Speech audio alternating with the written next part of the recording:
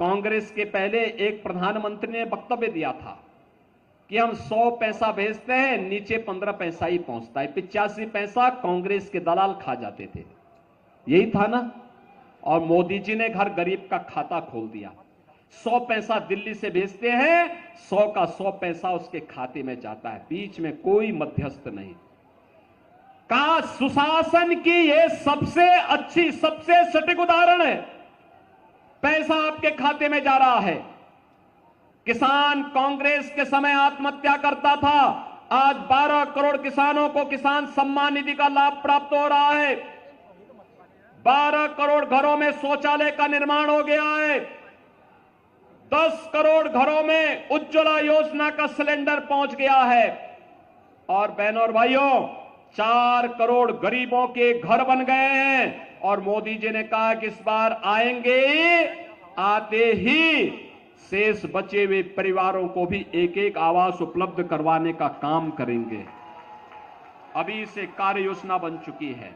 पूरे देश के अंदर 4 चरण के चुनाव पहले ही संपन्न हो चुके हैं, लेकिन मैं निश्चिंत होकर के चंडीगढ़ में हूं, क्योंकि मुझे मालूम है कि जो भाव चंडीगढ़ का है, जो भावना पूरे देश की है, उत्तर दक्षिण पूरब पश्चिम, वही तो उत्तर प्रदेश का भी है।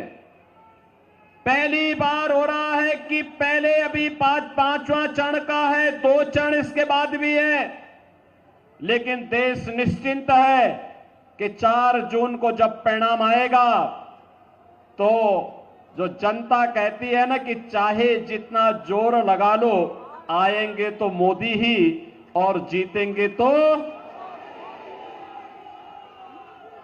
हम लोग निश्चिंत हैं, क्योंकि परिणाम के बारे में जनता जनार्दन पहले से ही तय कर रखी है कि तीसरी बार, फिर एक बार, फिर एक बार और अब की बार 400 पार की बात करते हैं तो कांग्रेस को चक्कर आने लगता है, क्योंकि कांग्रेस स्वयं 400 सीट पर चुनाव नहीं लड़ी है। तो वह अगर 400 सीट पर चुनाव लड़ती तो वो भी कह सकती थी, लेकिन उसको उसके कारनामों के कारण देश की जनता जनार्दन ने इस लायक नहीं छोड़ा कि वो 400 सीटों पर भी चुनाव लड़ सके। और इसलिए बहनों और भाइयों, जब जनता जनार्दन से कांग्रेस के लोग पूछते हैं, आम आदमी पार्टी के लोग पूछते हैं कि 400 पार का मतलब क्या है, तो जनता जनार्दन उसका जवाब दे देती है, कहती है जो राम को लाए हैं हम उनको लाएंगे, क्योंकि जो राम का है वही राष्ट्र का है, जो राम का है वही हमारा है, बाकी किसी काम का नहीं है। जब भी देश पर संकट आता है तो सबसे पहले देश छोड़कर के भागने वालों में राहुल गांधी का नाम आता है। कहीं भी कोई संकट आ जाए, यद्यपि ये देश को संकट देने वाले लोग ही हैं, इन्होंने समस्या दिया, इन्होंने आतंकवाद देश को दिया, इन्होंने नक्सलवाद देश को दिया, विरासत में इन्होंने भ्रष्टाचार देश को दिया, अराजकता देश को दी, और साथ साथ अव्यवस्था का जो आलम है।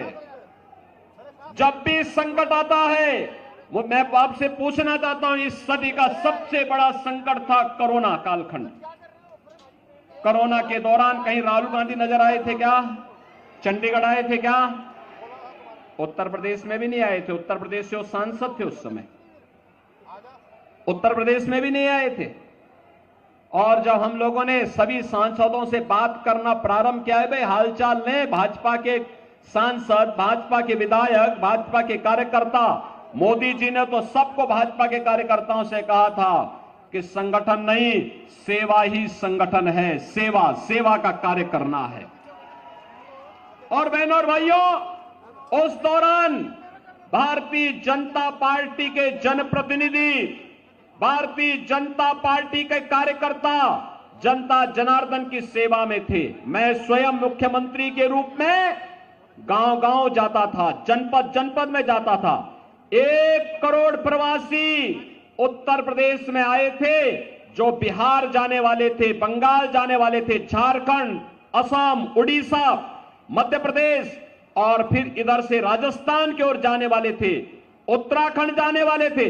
इन सब की व्यवस्था उत्तर प्रदेश में रह करके मैं कर रहा था। 14,000 बसेज मैंने लगवाई थी इसके लिए, उनको सुरक्षित उनके घरों तक पहुंचाने के लिए। बहुत सारे लोग मुझसे कहते थे कि लॉकडाउन है, आप ऐसे क्यों कर रहे हैं। हमने कहा भी देखो, ये सब हमारे नागरिक हैं, उनका अधिकार है, और जो भी करना पड़ेगा हम जान पर खेल करके उनकी सेवा करेंगे, उनको सुरक्षित स्थान पर पहुंचाने का काम करेंगे। तो कांग्रेस कहती थी कि देश के संसाधनों पर पहला अधिकार मुसलमानों का है। कहां देश का हिंदू जाएगा, कहां सिख जाएगा। और अभी तो सिटीजनशिप अमेंडमेंट एक्ट लागू हुआ है। आप देखो, हिंदू और सिख, बौद्ध और जैनी, इन सभी लोगों को जो प्रताड़ित थे पाकिस्तान में, बांग्लादेश में, अफगानिस्तान में, जैसे ही नागरिकता देनी प्रारंभ हुई, आप देखें कांग्रेस के पेट में दर्द होने लग गया। कह रहे सब क्यों कर रहे हैं। अरे भाई, पीड़ित मानवता की सेवा भारत नहीं करेगा तो कौन करेगा। लेकिन एक कांग्रेसियों को देखो ना, दुर्बुद्धि है, इनके अंदर दुर्योधन की आत्मा प्रवेश कर गई है, ये मानने वाले नहीं है। और इसीलिए उस समय कहते थे कि भारत के संसाधनों पर पहला अधिकार मुसलमानों का है।